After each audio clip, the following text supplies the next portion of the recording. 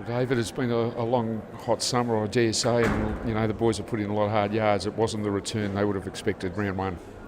Yeah, it was obviously disappointing the way we finished off.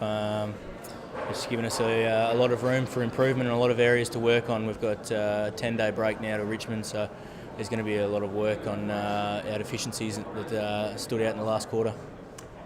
Great start to the game for the team, yourself included. Weathered the challenge that they mounted in the second quarter. Came back with pretty solid third, I thought, and then just really fell away after that.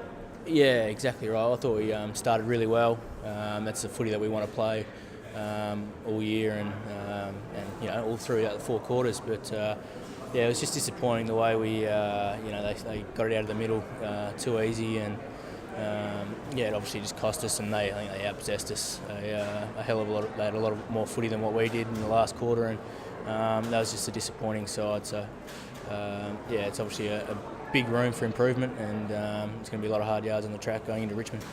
How difficult is it to get a four-quarter performance on the board in the first game of the season? It's not difficult. It's what you expect. We expect to play 4 quarters of hard footy, and we didn't in this game. So it's something that we expect every week, and there's going to be times throughout the game where momentum's going to change and that sort of stuff. But I thought second and third quarter they had a bit of momentum, and we wrestled it back, and then again just the last quarter just let ourselves down. You've had your own, physical issues to deal with, in more recent times. Yep. But obviously you've come in tonight with, a pretty good base, and it really showed the way you moved. You must have been happy personally to get, so much time under your guard. Yeah, it's been great. This pre-season I've come through injury-free, and it was just good to get back out there and play. This is the first time I've been eligible to play round one. I've either had injuries carrying into the year and that sort of stuff, so it was a positive for me to be able to be put in a full pre-season and be eligible to be picked for round one. So it was good. You are a goal kicker, recognised goal kicker. Would you envisage that you're going to play a little bit more up forward this year than up the ground?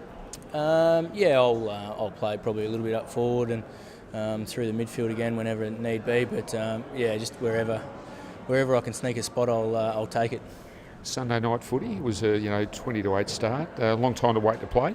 Yeah, it was. It's a different time slot to play in, but I think it doesn't matter. Round one, it doesn't matter what day it is or anything like that. It's you're always up and about, so play whenever.